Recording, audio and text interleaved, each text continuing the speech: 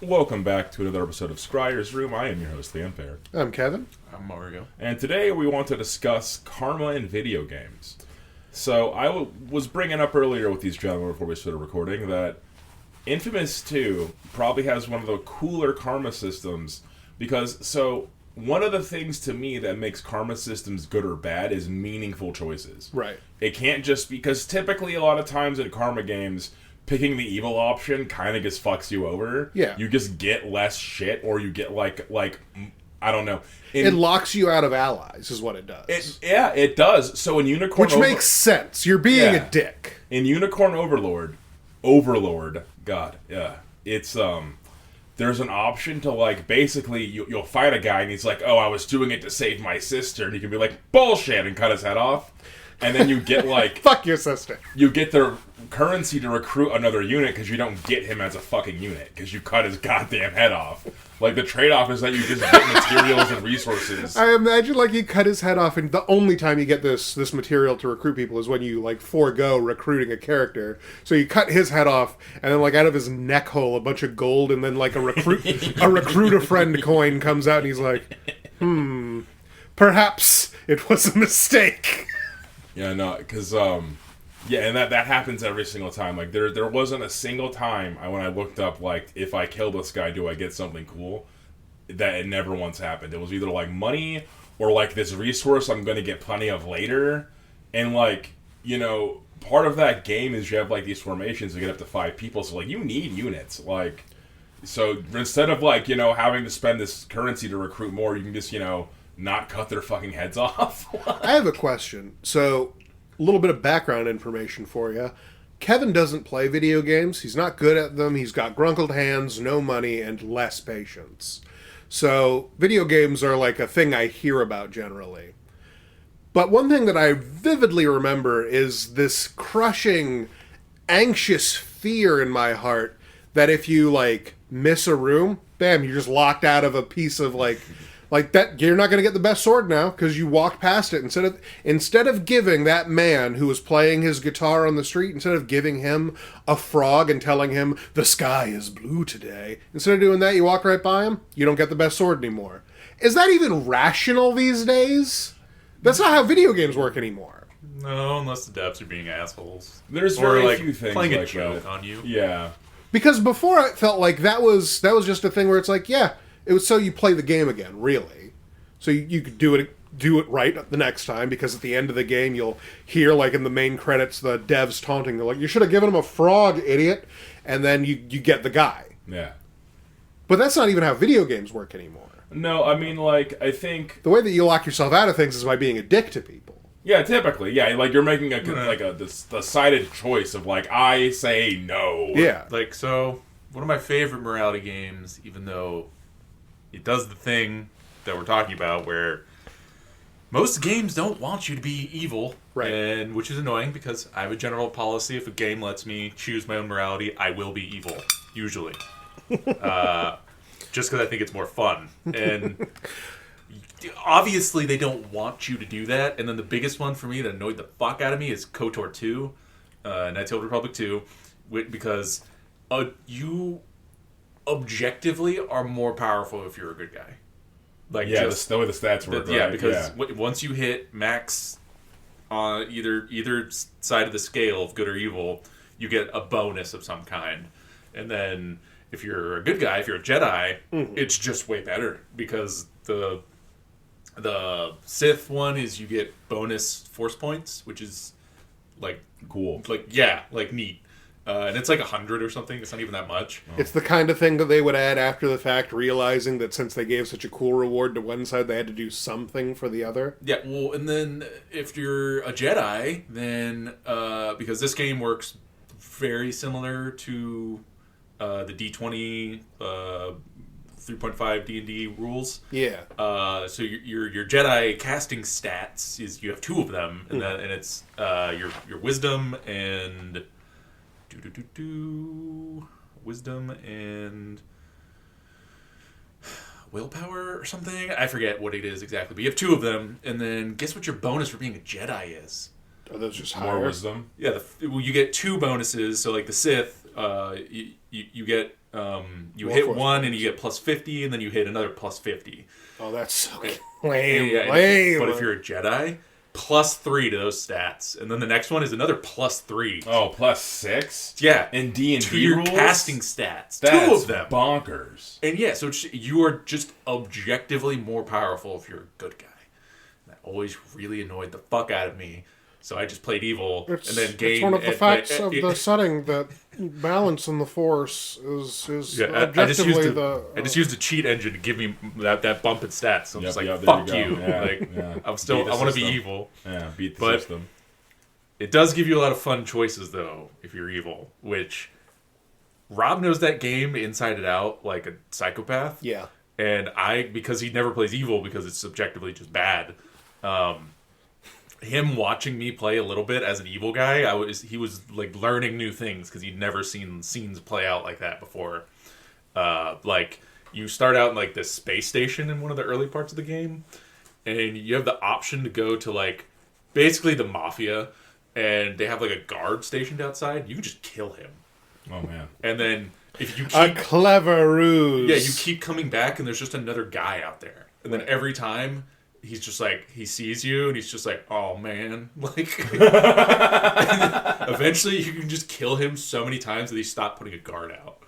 Because they know you're just going to kill his ass. Listen, the camera's doing the job anyway. At this point, we've just had to put Keith back in the Bacta like 20 times. He's more Bacta than man. He deserves to retire, or at least find a different job. It was pretty funny, because I kept doing it, because I was like, well, I'm getting experience, and I just get to kill a guy, like, over and over again. It was pretty fun. There's another one, too, when it's, like, on the first planet, or one of the first planets you can go to, where you meet this just homeless man, and he's, like, he's got, like, some kind of disease. All you have to do is give him a med pack, and he's fine. Med pack, not that expensive, pretty cheap. Right. Or if you're evil, you can just be like, you should just end it, man. Oh, wow. Damn, man. And if you have a high enough... Oh, charisma, that's what it is. Those are your casting stats. Is, Oh, yeah, like, so wisdom and basically charisma. fucking cleric and warlock. Yeah, wrapped into one. Yeah. But if you just have high enough, like, persuasion, you can just be like, you don't got a lot to live for, buddy. Damn. You should just... He's like, you're right. Was this BioWare or Obsidian? BioWare. Oh, yeah, see, BioWare was really, really good at doing like the anachronistic, or not, asynchronous storytelling of like you can pick like your karma responses and like crazy shit happens. Like up until like I guess I haven't played the Veilguard, which is the new fucking Dragon Age game. I've heard good things, but I played Inquisition, and yeah, that was pretty cool stuff, man. Like The only thing I know about Veilguard is a certain group is mad at it. I don't care about them. And one of the reasons that they say they're mad at it, that even the guys who like are really into it are like, well, fine, that is a fair reason, is that it doesn't have as much choice as previous Dragon Age games. I was afraid of that. I was afraid of this because that's literally the praise I was giving them, and I feel like a lot because they know people don't pick these options. They just don't spend the time on them anymore because I was watching an interview with the guy who did Biomutant, and he got his fucking face basically smashed by a flying knee in Muay Thai. Yeah. And after he was recovered, He put his life on the line for that game. He did. And then that got tested by a knee. My man is a martial artist who wanted to write about kung floofs, and he did. And in order to get some in-depth research, he got flying kneed. Involved a skull fracture. Yeah. What a fucking champion. Anyway, It's funny because I used 0 kung fu in that game. yeah, he played a Sith Lord. He just did wizard shit all the time. Yeah, he went full evil and had Pope Lightning. I had and just yeah. dushed it out. If you don't know, I this had a- game, you can play as like a little cat man. It's so good. But his powers are kung fu, And guns. gun ownership, and then later wizard powers Or you from can choose mutation. to be a wizard. Well, being a psyker is something you spec into. Right. So your main powers are being an adorable floof, gun ownership, and kung fu. I feel like in order, your powers are being adorable, Yeah. kung fu, Yeah. finding a gun, Yes. and then you learn to be a wizard mutant. So, yeah, And he chose wizard mutant all the way. So- It's the best one. Yeah, my strat was I had a really good gun, and then I just spec'd my equipment to maximize crit chance. So I had a 100% crit chance Hell yeah. on my automatic rifle. and then everything else was just I just electrocute you to death because the perks are stupid and broken in that game because it's one of them being you heal for like 20% of the damage you do with your psychic powers, and so it's just like, okay, Pope Lightning on forever. I'm now immortal. Like, like, nothing could kill me. It was very fun. So this is an opinion I have about video games, by the way. You said like, oh, the design is the perks are like, ill thought out, whatever. Mm-hmm. Especially later when they did an update or something where you could just get the perks from other classes. I say that these ill thought out things are the best part of video games. Oh, it made it way more fun. And I'll bring it around to something that is factually a mistake that I think that should have been kept. So I think about a week ago now, at the time of recording, where in World of Warcraft they have Classic, which is in Molten Core phase that just they got we're in phase 2. They got Altered Valley finally. Yeah, the Anniversary Edition. He's speaking, of course, of the Anniversary Edition. Anniversary Edition Classic. Yes. And at this state, they essentially are like the most vanilla-geared vanilla that you can have. They're not very strong, okay? And then they got Altered Valley, which is a battleground, so you get to do PvP.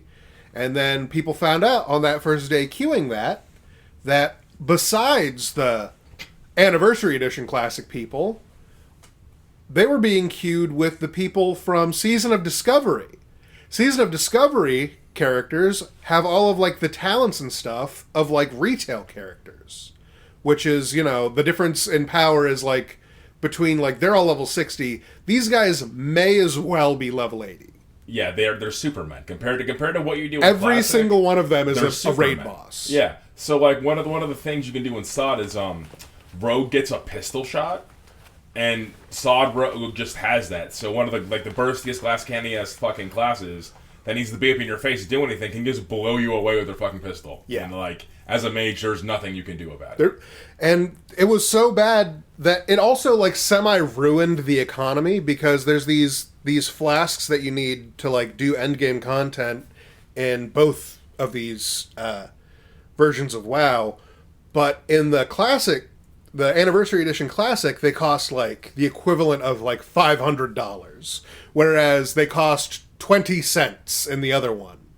Oh, you're talking about the chrono boons? Yeah. No. So the way it's they cost very little. World buffs are a very important thing in Classic, where basically there's these, there's Warchief's Blessing, rally called the Dragon Slayer, right? And then they just released Dire Maul, so now we have the 3 Dire Maul buffs for tribute runs. Yeah. And you really need them for endgame content. And so it used to be like if you're going to raid as a warrior in duel, you had to have your world buffs, but if you die, they go away. Yeah. So like you were incentivized to not play the game after you got your world buffs, log the fuck out, and then wait till raid time. The moment you get that buff, you log out. You log out, and then you only get back on to get the other buffs. And if you don't do it fast enough, you're fucking yourself. They introduced this item at the end of the original run of Classic, right before TBC came out. They released the Chrono Boon. So there's this dragon in one of the zones named Chromie, and she's like a mascot character basically, and now she sells the Chrono Boon for 10 gold, which like that's not a insignificant amount of gold in Classic. That's a pretty big chunk of scratch. It's phenomenal. Yeah. It's a pretty big token item. But once you use it, it stores all of your world buffs in it. So then you can like keep it in a little item, and then when you want to actually use them, you click it again and it gets restored with an hour cooldown. So you can't boon again for an hour. So that is like one of the only reasons I'm playing that game right now is because of the Chrono Boon. Because I don't have the patience in me as a 30-year-old man to fucking do the world buffs anymore. But when I can just make it a mini game that's actually fun, I can like take the entire week to get my raid buffs instead of stressing about this and like buying portal summons and like battling rogues whose only existence in life is to make sure they kill me after I get my boots. There's a pretty sizable element of people that exist solely to ruin other people's good times. There was the shitty part of town in Stormwind when you left the fucking Mage District going towards the Trade District. Rogues would just be posted up there like alley cats, literally waiting for you to be isolated, and then 4 of them would unload on you and kill you and take all your world buffs. Yep. That was just a constant threat you had to deal with on Herod, because the Classic is so toxic and vile, but with the Chrono Boon, we don't have to worry about that. But the thing Kevin is talking about is the SOD folks, theirs was only 10 silver. Yeah.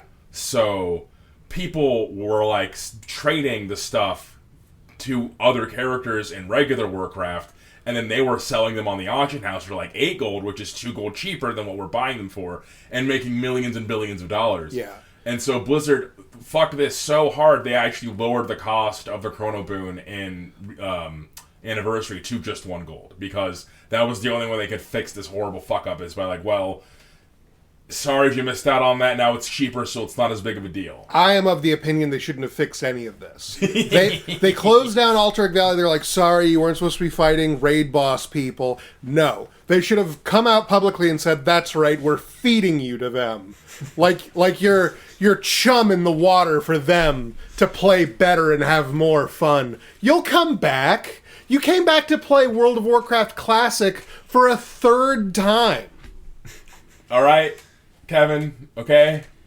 All right. I think they should have kept it. I think everyone should have known that the meta is, you never go to the vendor to buy it. You go to the auction house where somebody has, during a battleground, cross-traded with somebody playing effectively a completely different game. Yeah. It's the equivalent of like, you play Halo and buy all your guns from the guy. No. You gotta go find a guy playing Assassin's Creed.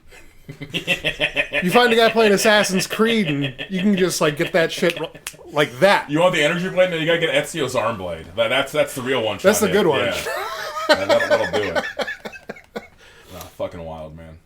Yeah, nothing that you guys said sounds fun. Point being, To me. Point being that like, they sort of they didn't balance this super specific spec of shooting lightning at everybody and having 100% crit chance. I'm saying that's what video games are in my head. Okay, so an actual example of this, one of the things that made me fall in with Guild Wars 2 is, in that game, basically like... I did this in Guild Wars 2, yeah. So you create your own set bonus. So, like, in traditional MMOs, you, like, get items, and then might be of a set, and then you have the items with a set on, you get stats. KOTOR has something... KOTOR probably had something similar. Anything, yeah, a lot of RPGs have this similar system. So in Guild Wars 2, up until recently, they recently did an update that made this its own separate item, but before, you would, like, slot your runes into your armor to make your own set bonus. It would be like, okay, well, I want the eagle set, so I have 6 eagle runes giving me the eagle set.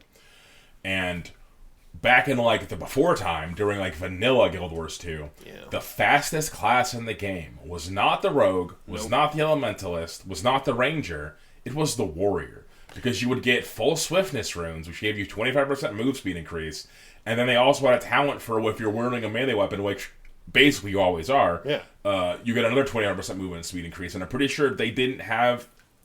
I don't remember exactly how it worked, correct me if I'm wrong, and I'm pretty sure...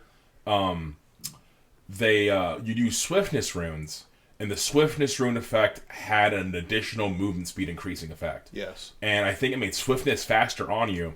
So point being, one of the weapons they have is the Greatsword, and the Greatsword has a bunch of movement abilities. So like the 3 skill, you do like a whirlwind dash forward. The 5 skill is basically like a charge forward, you go really quickly.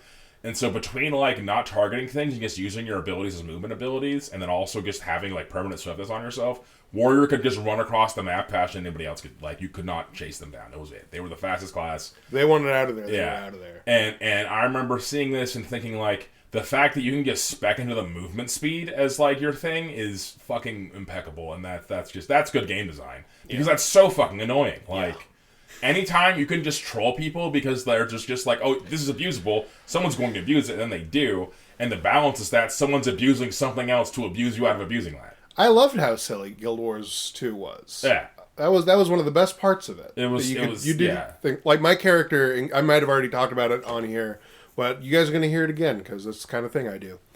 I was a pirate man. I was a thief with a sword and a gun, and I put all of my my spec into... essentially, my build was, I had a bunch of crit chance, so my crit was at or near 100%. And then every time I crit, a bomb would hit the enemy in front of me. I think cannons showed up because it was like Pirate Runes thing. And they have an ability called Pistol Whip, where you whack them with your gun, and then you become invulnerable, while you then do a bunch of sword slashes on the guy in front of you. And every one of those would be a crit. And I'd be invincible with all of these explosions going off around me. I was not good at this game. I died a lot, but I had a lot of fun just jumping in there and then just like fire the cannons. Yeah. No, that's definitely one of the better MMOs out there. Still, I'll cycle back to it eventually when I'm done. They also had their own this classic sort of not a karma system, but like a personality system. And they abandoned it, and I was really unfortunate they abandoned it because part of their whole like claim to fame with the original Guild Wars is that like you can make the one character and never make the same character again because there are so many choices and options and like branching things and like there's a whole bunch of unique dialogues that just basically got either I think they actually got cut because they very least don't do anything anymore. I would think that they would get cut. Yeah. Yeah. Because fun stuff. No, another good karma game. Fallout 3. Fallout 3 is probably one of the only like ones where like there are impactful, meaningful decisions if you're just like, oh, I guess I'm a slaver. Like I don't remember which Fallouts are which. Which one was Fallout 3? It's the first like 3D third person one. Gotcha. When Yeah, before PS3. Yeah. Liam Neeson is your dad, right? I think so, yeah. Yeah. Okay. New Vegas is hailed as like the best one, and that's basically like Fallout 3 Plus. The only thing I know about New Vegas is that it wasn't the same people making it. Huh. No. Like it was a different Obsidian. Yeah. Oh, because they took over. That's what happened. Okay, I was wondering. They did one game and then like now New Vegas is like what's his Todd Howard? Mm-hmm. Todd Howard hates it because that wasn't his crew. That's hilarious. Yeah, they just changed a bunch of stuff up from 3, and then a lot of it is New Vegas was essentially what Fallout 3 was supposed to be. Right. That was like the story beats anyway, not like the actual like gameplay and stuff. But like that whole plot line was the original idea for Fallout 3, and it was like codenamed the Van Buren Project. Huh. I love code names, by the way. Yeah. Whenever there's a code name for a game or a movie, I'm Blue Harvest being like, oh, they in order to make the second Star Wars movie because the first Star Wars was so big, they had to lie and say it was Blue Harvest. Horror, unimaginable is like the tagline for it. And everyone's in Blue Harvest hats, and then Luke Skywalker shows dressed like Luke Skywalker shows up, and everyone immediately caught up. They're like, oh yeah, Blue Harvest, huh? Is that why the Family Guy special is called Blue Harvest? I never knew that. Huh? Yeah. That's funny. And I love those code names. That'll get me geeking very, very quickly. Van Buren Project. Yeah, that's why we call Vanilla, because that was Blizzard's code name for the original World of Warcraft was Vanilla. Really? And I think Mint was Burning Crusade, and then I forget what Wrath of the Lich King was. But yeah. Shit. Yeah. That's considered the best one by a lot of people. I know, but I had that joke locked and loaded, and I wasn't going to wait for you Fire to... away. Yeah. Also, accuracy be damned. New Vegas is distinctly like they embraced the wackiness of Fallout, like in that where like where a door-to-door salesman will come and be like, say, I'll kill this super mutant for you for $100, and if you have to listen to my pitch, my sales pitch. Sort of, actually. Like, kind of, yeah, a little bit. Like, you even have the option at the beginning to take, what is it, a trait called Wild Wasteland, where it's just like, you want it to be even wackier? Yeah, Wacky Wasteland, yeah. So Wild Wasteland, like, randomizes things, and then, like, basically... That rules! Like, puts in, like, content, although it fucked me one time. You can find an alien. Yeah, there's a crashed spaceship. I forget there are aliens in Fallout. Every time that I hear about aliens in Fallout, I think I have the same exact thought of like, that's funny. Isn't that pretty important? Yeah, it is pretty important, Kevin. You're right. It really fucked me one time though, because I was like really early into a file on New Vegas, and I You was got like gunned down by xenomorphs. Well, I picked Wild Wasteland, and it chose to spawn a Deathclaw, like, right behind me, and then That's the Wasteland, baby. I didn't have a save file, like, before that. Oh, man. It auto-saved right as the Deathclaw spawned Go make a new in. character, And idiot. there was nothing I could do. I wasn't strong enough to kill it, like, and I couldn't get away from it. Yeah, that'll do it. Yeah. That's the beginning of very like frustrating. that's the beginning of Solo Leveling and like a bunch of different Korean like reset life manhwa series where it's like, oh no, I got stuck in the starting area with a super strong monster. How do I do it? And then they get killed a bunch of times until now they're so busted that they don't have to try for the rest of the series. By the way, if you're watching Solo Leveling or if you would think about reading it or anything, It's real pretty. that's what the plot is. The plot is that he fought really hard one time, and then he doesn't really have to try for the rest of the series. Even when he does have to try later, he always has something where he's like, I guess I have to actually take this seriously. And then he pulls out it again. I read the thing when it was coming out. That's the plot. That's what it is. It's cool. I'm not going to say it's not cool. I enjoyed it. Also, leveling up makes you hot. Leveling up does Oh, make yeah. you hot. That's like a really... So dumb. I don't know if I would call it problematic, but it's certainly dumb as hell. Yeah, It goes from being like a Also- little twink guy to just being like now he's tall, handsome Korean man. Yeah. God bless. They all become the same kind of hot, Yeah. which is a BTS style, like, surgeon hot. And yeah, God and he bless. goes from being like ooh, like girls till like now he's like He's a different the quiet, like stoic, badass man. Yeah. He's very- a different It's character. very silly. I also hate The start of all of these is we introduce you to a pussy character who you actually kind of like because he's tenacious and resilient, and we kill him. And we replace him with a super hot guy who doesn't deserve any of this. yeah. Bless. Which- That's good writing right there. It's not. It's even worse than what you said though, because it's like he becomes the player character by getting murdered by that one boss. Hey man, I know. It's bullshit. It's not a good That's- series. It's cool and it's pretty. It was pretty then. It does look real nice. It was pretty as a webtoon, and normally those are ugly as sin.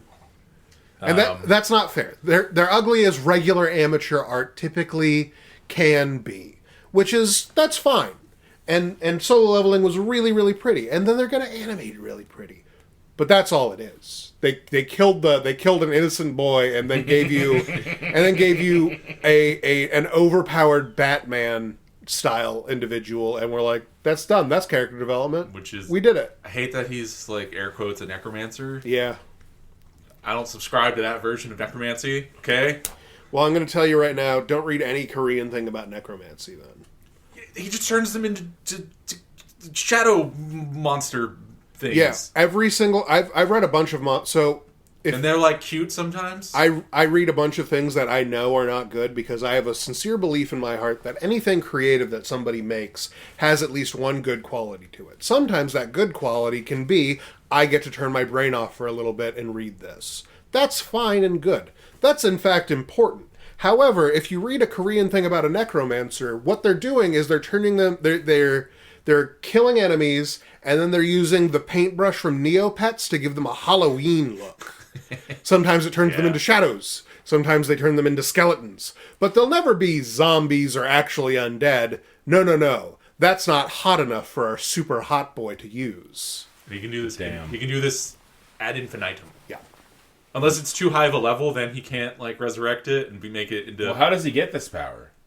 He leveled Right. up. So other people can do this too? No, he's the player character. Yeah. Other people don't have class, or like they have. They do, but it's like he's All right. an outlier. He's on his own system. Let me throw you into the setting here.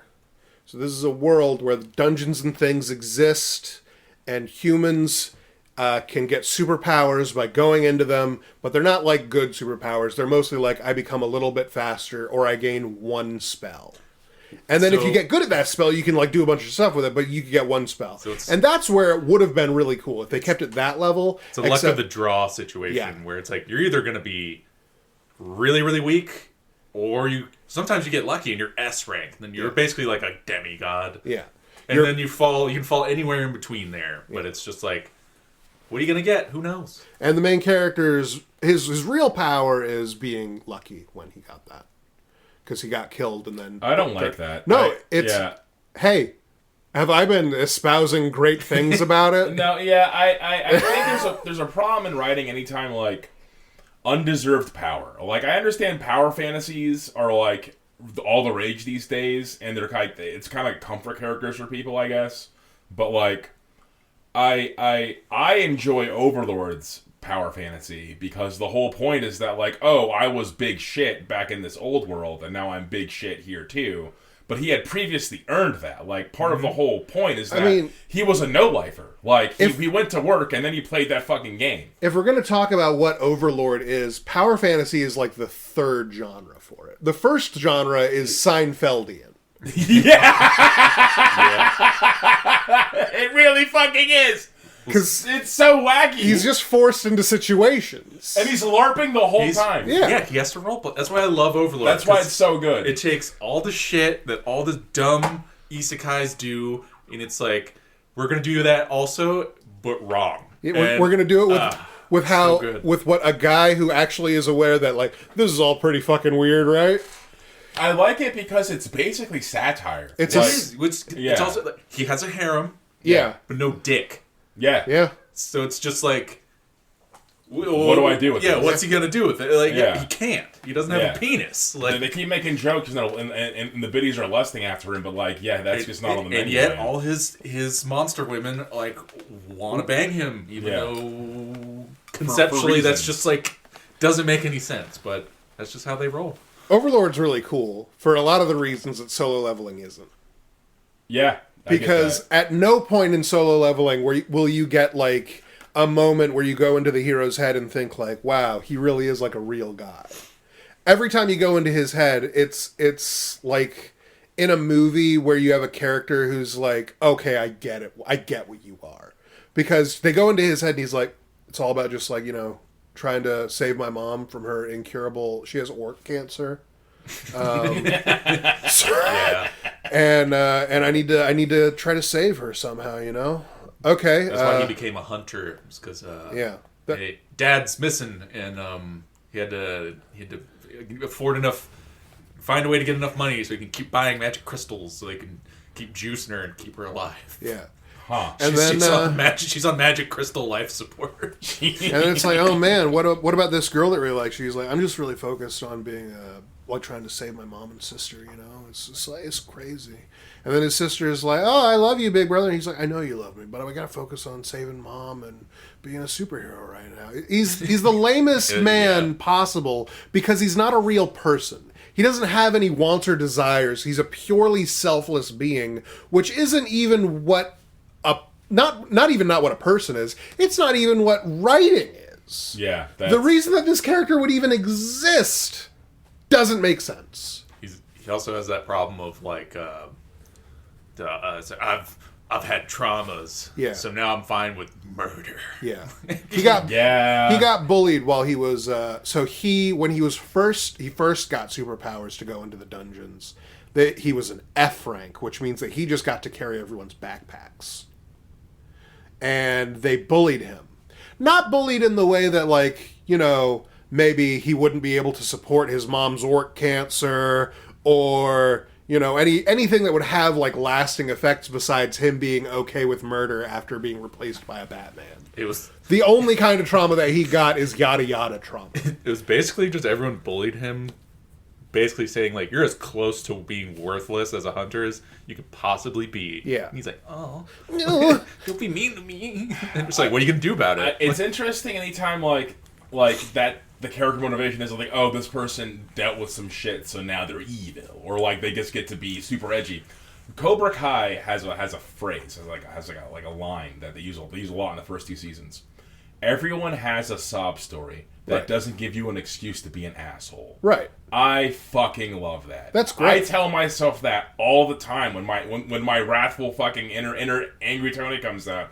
I have to remind myself. Everyone has a sob story, man. Like, it doesn't mean you're right to be an asshole. Being nice and being good is a choice. That anecdote is superior in writing to all of the characters. Cobra Kai is the shit. Leveling. Cobra Kai, they solve all their problems with kung fu and possibly. Oh, by the way, his dad's missing. Would you like to guess what's going on with his dad? What? He just showed back up in the show. Yeah, turns out he was off being super cool and awesome too. Oh yeah, you don't say. Yeah. Like father, like son. Oh. Going to do important important shit for lore that we only find out basically after it's already over. Huh. Yeah. There's like an interdimensional war going on, and all the multiverses being conglomerated into one, and we find out about that because the main character's like, I knew it. I have to go do the final battle now. And then that's it. It's over. That sounds so dumb, man. We didn't even really get to see the final battle in the webtoon. In the webtoon, it shows him going off to do the final battle, people worried about him, and then like 1-page spread of him doing the final battle. Not the final battle happening, just him, like his aura maxed out, his armor on, his army all around him, charging the evil guy's army. And then the next thing is like... That was crazy. That was crazy. I hate that! Yeah. I hate that! Dude! Like, I remember... There is a gentleman on YouTube who gives terrible writing advice, who makes silly animatics about it. Yeah. And one of the things in his terrible writing advice videos is, you know what you should really do? Is build up the final fight between the good guys and the evil empire, and then get to that fight, and then cut to the next scene when it's over. Everyone loves that, don't they? Yeah. No. No one likes that. It's always a cop-out and you're lazy. It is, and it was. Yeah. Fuck, dude. No, like, yeah. But Solo Level, the problem is also that there's a different, and so I'm talking a lot of shit. There's an entire other axis of value that Solo Leveling has, which is that it is cool and interesting visually. Which warrants looking at to an extent. I'm not saying it's without value. I'm just saying that if we are to look at it from a character perspective, it's not good. It is really funny in the anime to listen to Japanese people say Korean words. Yeah. Oh, man. Which is why I can't remember any of their names, because I have such a hard time remembering Korean names. Never mind. But, yeah, that's just very funny that it's just the Japanese voice actors, and then it's just like, Sangu-woo! Like, it's just like, or Park-son. Oh, man. So... I don't know if it counts as racism to have this opinion.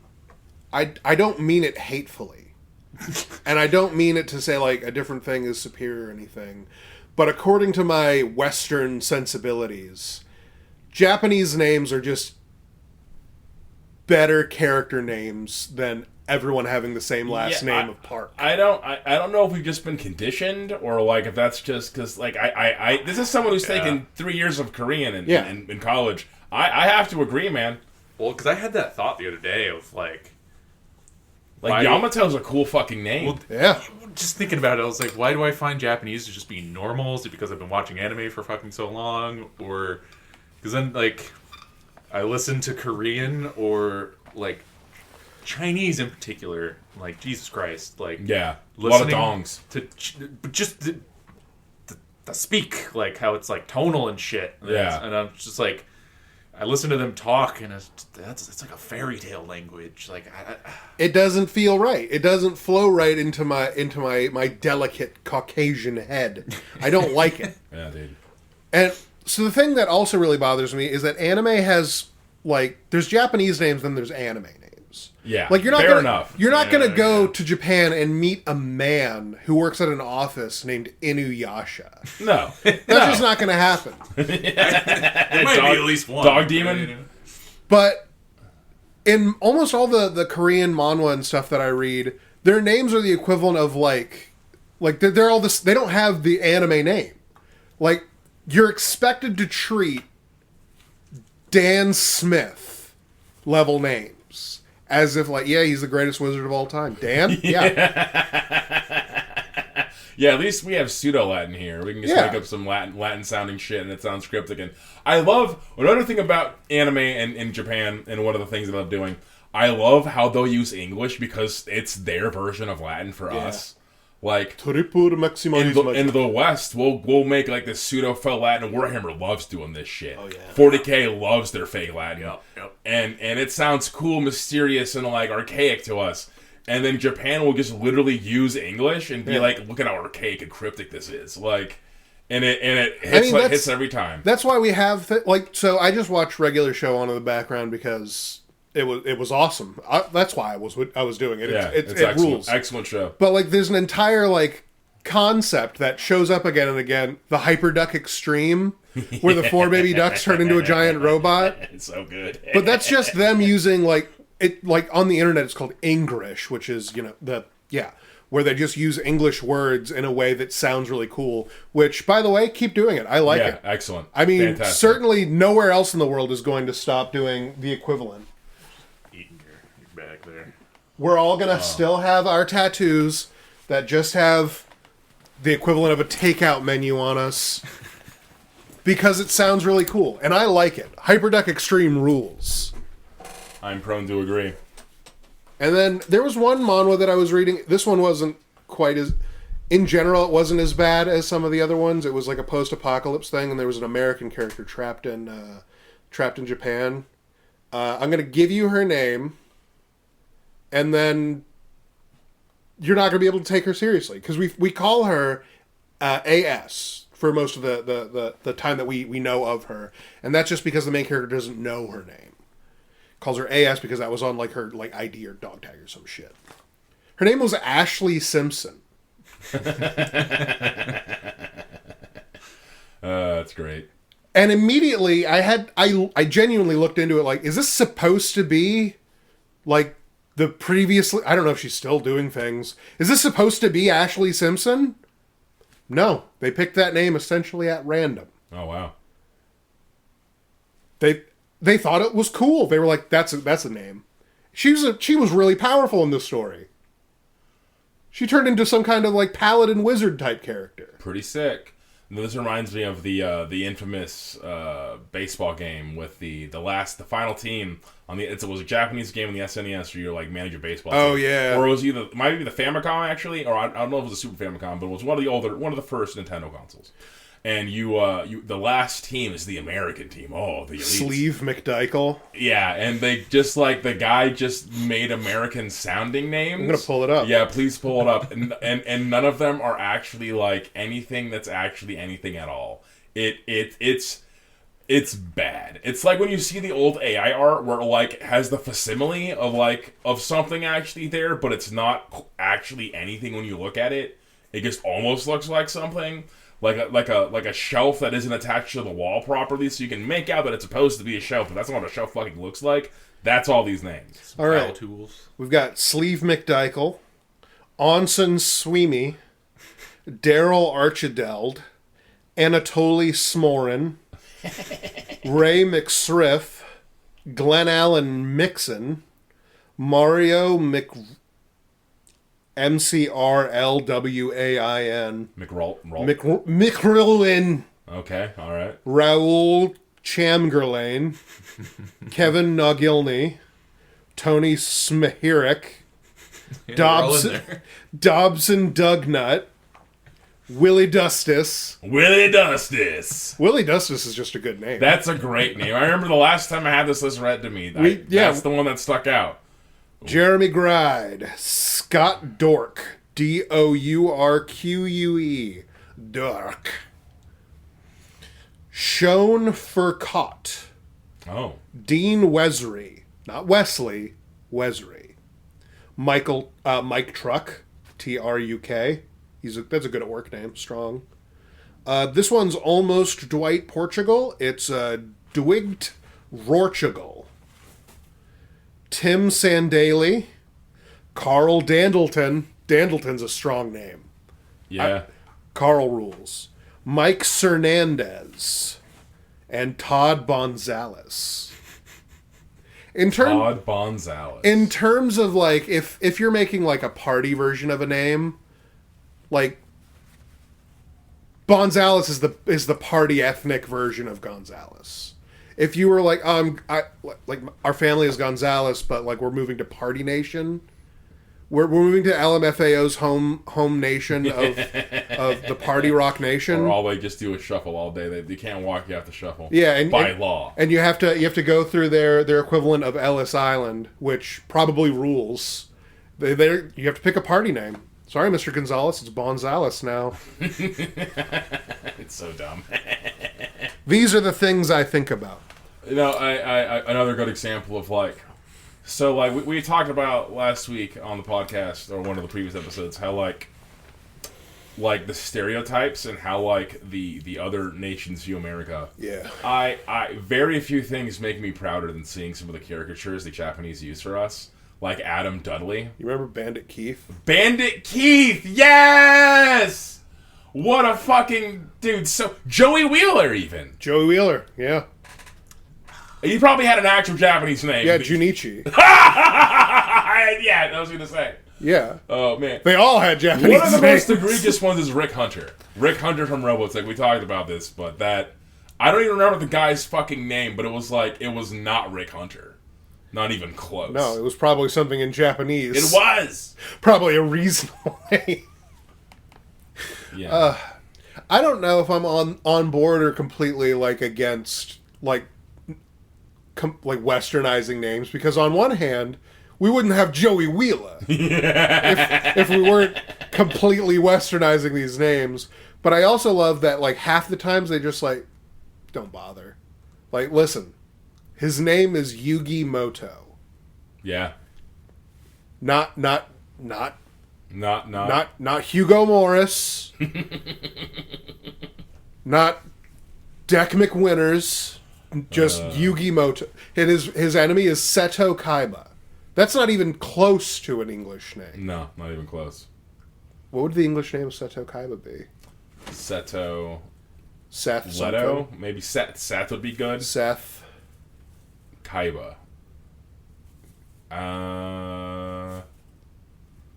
Kaiba. Unfortunately, another problem that we King? have is that Japanese also just sounds cool as hell. Oh, yeah. Kaiba sounds sick. It does sound... That's why they kept the name. It sounds It's so sick that we forget that that's a guy who just spent millions of dollars on 3 trading cards. And then ripped one of them up. And then he ripped one of them up. Thanks, old man. Rip, rip. Later, loser. That's basically how that scene goes. That's the plot. What a piece of shit. He turned $1 billion company. Oh, I mean, fuck. so I looked into like the like lore of like how does the Yu-Gi-Oh timeline work, and it's hilarious. Because everything about that show is fucking Kaiba Corp doesn't make any sense. Following his time as like, you know, playing card games and making jets that look like his favorite cartoon dragon. Yeah, I was going to bring that up. It's like, how does he make a profit when he's spending money on these things? He has a Blue Eyes White Dragon jet. He literally takes over the whole world. No, you brought this up on a previous episode. At Climax, the point where I lost my mind was when they broke the D20 in half. Yeah. For Dungeon Dice. Oh, yeah. That's Dice the end monsters. of the first Yu-Gi-Oh, yeah. Yeah, no, that's... Honestly, wow. Like, I'd be so mad if that's what made me lose is, we got a 21, really? Yeah. Fucking really? He got a 21, so essentially the devil had to pack up and go home. Yeah, get fucked. Oh, that's good. And then following that, Kaiba started the Duel Academies. Yeah, it's season 2. Which is what the second series is about. And then following that, unclear how, Kaiba Corporation, not figuratively, literally took over the world. Yeah, so they have racing cars. Yeah, that's why they're racing around Kaiba City, because they fucking own that shit. Convenient. Yep. And then there's space monsters, and King Arthur's there. And he also plays card games. Bet your ass he does. Yeah. Jesus fucking. You know what's bad? You know what I respect more than and then King Arthur also plays card games? Infinitely more respect to you know how Mosus parted the Red Sea? Beyblades. Is that real? Yeah. No way! No fucking way! That's canon to Beyblade. Okay. It seems so much more fuck you, do something about it. No fucking way! I'll pull it up, I'll show you. That's so fucking dumb! No way! No fucking way that happened! Dude! Moses. I don't know if that's Beyblade. blasphemy or radical. Radical. I'll tell you. So Here it is. His Moses. holy Beyblade. Moses had the Oh most... my god. The most holy of Beyblades. Is the most metal dreidel ever. Yes. You know what? Wow. The ultimate dreidel. Oh, man. It is the ultimate dreidel. Oh, man. Yo! Okay, hold up. So this bullshit about like, oh yeah, they played Yu-Gi-Oh! With giant stone tablets in ancient Egypt. That's bullshit and we all know it. But it's real history that like Jews have been playing Beyblades for thousands of years. Yeah, That's a fact. Spinning tops battling has been a thing for like it's one of the oldest toys. Is Yeah. Spinning top hit other top, which one's still standing? Holy shit. One of the oldest toys. Thank you for saying that. As soon as you said it, I was like, there's no way this could make any sense. And I was like, well, they got dreidels. God, dude, I'm losing my mind about this. Hold on. Because I was like, no fucking way Mosus has a fucking Beyblade. Wait. He did. Dude, they're like 20 years ahead of us mentally over there in Japan, man. Like they're on some real shit. I think Beyblade might be the most anime there is. It's up there. There's an anime that I can't find it in my head on the internet or even I can't find it anywhere. The concept of it is that it's not Beyblades, they're not spinning tops, but everything else about it is that this show is Beyblades. Except instead of spinning tops, they have little Gundam guys that just have like a little marble ball launcher in their chest. Okay. And if anyone can find this, please let me know. And then you just hold their shoulders and you press the launcher in their back and you shoot a marble at the other guy's little Gundam. That's it. What was it like? Have to blow it away or... It's Beyblades. It's Beyblade rules. You shoot until one of them falls apart.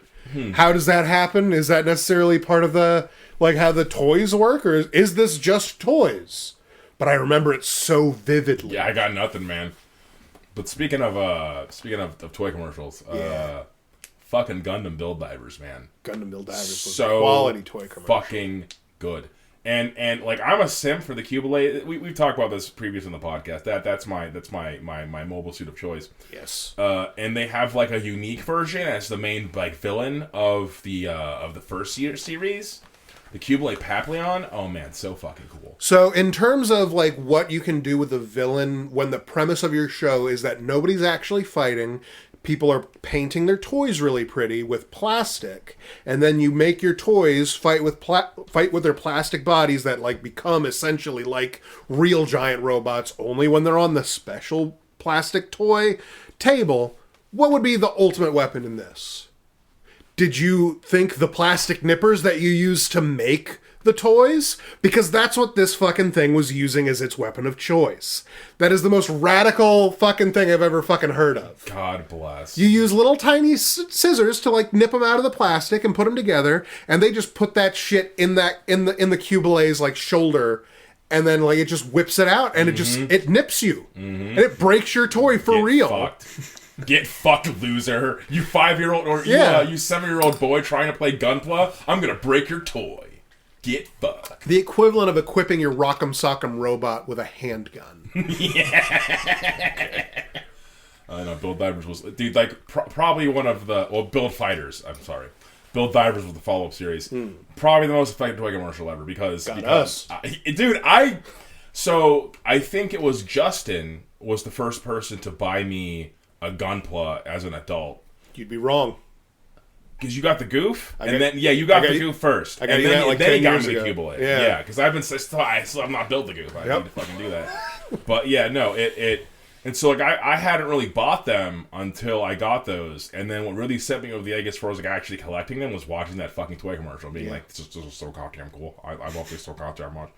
And the idea of making your own custom builds, I tried a little bit. That shit is fucking intense. Like that is a very committed thing you are doing. Yeah. And you have to do some pretty thorough research about how the chassis work together. We talked about this on our previous Or be episode. ready to carve and glue and shit, and it's a whole fucking thing. So I have a high grade Cubalate now, and that I'm kind of like expecting to cannibalize at some point to make something cool, but I haven't committed to it yet. You don't need to. You can have the one that I got that is missing a part. Yeah. I contacted some people about it, and there's essentially nothing anybody can do about it because there's every chance in the world that I did lose it. I can't fully account for my own actions because I am a dumb brain damaged man. Usually those companies are pretty good about that stuff, but It is what it is. You're missing what part? There is half. So the knees for it are like two pieces that sandwich together, and then over that you attach the upper thigh and then the calf. Yeah. And then one half of one knee is missing. So the legs would be fucked. Yeah. Yeah, I'll take those parts, see what I can do with them. Like I would like to experiment in that at some point. I still have a bunch of my wall of shame is pretty bad, or my pile of shame. I have 3 up there, and then I have a bunch in my closet. I have like the Kshatriyas in there. I have a Gelgu. You gotta put the Kshatriyas together. That box is so big, it's intimidating. So big. For a high grade, it's fucking huge. Yeah. So generally for these things, like the boxes are about the size of a shoebox, and it takes like an hour to put together a high grade. And that's if you're, just sort of chill about it. Yeah. That thing is like double the dimensions on like on both axes, and then it's made to be in the actual Gundam. It has like a bunch of funnels and stuff. Those are going to be so many funnels you have to put together. Mm-hmm. And attaching the funnels to the Keyblade the master grade was terrible. So I'm hoping the high grade is more simple, so I don't have to worry about that. They're just like grafted on already, but. Yeah, trying to attach the funnels to the master grade was hell. Yeah. But it's cool though. They actually sell display stands so you can plug the funnels to the display stands. And they turn so it looks like they're flying. They're like rounded, Yeah, it's all about the display stands. No, I think I might be a fucking dork, you guys. I 100%. I'm shamelessly so. I've been talking about Beyblades and shit with like excitement. So Kevin recently brought something to my attention that almost did like critical damage to my wallet. Oh. He introduced me to Gundam Artifact Collection. Oh no! Which are basically like they're miniatures, like Warhammer miniatures. Have you seen?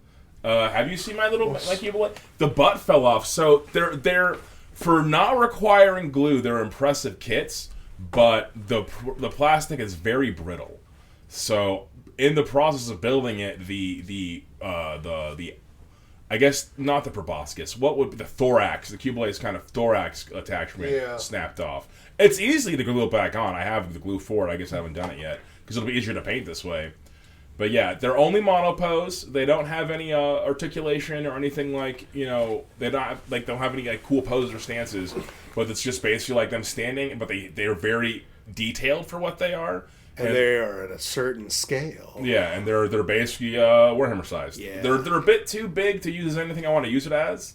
I was thinking about trying to use it as a Paragon Warsuit, but it's a bit too small for that. But no, it's fucking sick. And like I bought a 3-pack of the one, so I have 2 to experiment with and try to use for other minis. Yeah. Like I want to take the shoulders and like basically put that on something. I thought you were gonna make like a sister battle type. I wanted to make my jetpack nun. Yeah, that's what I wanted to make a jetpack nun, and because the Canoness can now take a jump pack, and there's like three kits you can use it with, and one of them is a halberd. So I want to make basically like a big old halberd Hubile mobile suit, but I haven't gotten around to doing that. My backlog on minis is pretty bad. I still have to make my new Vermin Lord, and I still have to make these Zinc Zangors, and I got a pretty substantial wall of shame. Compared to some people, though, it's starting to size down. I haven't bought anything in a while. That's what'll do it. Otherwise, it'll just keep compounding. Yeah, it's bad. You don't put any miniatures or anything together, do you? I built a Zord. I think you might be the current coolest one right now, because we've just been like, no, plastic. Yeah, I've built a handful of orcs. I still have quite a few minis that are just sitting in my closet unmade. Because I don't play the game. Yeah.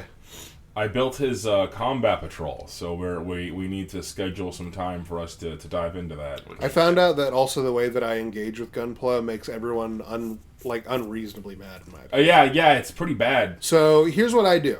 I get a kit, and then I put it together, and then I have like a little bowl next to me, so every time like I clip plastic off the runners or anything, all the garbage essentially, it just goes right in the bowl.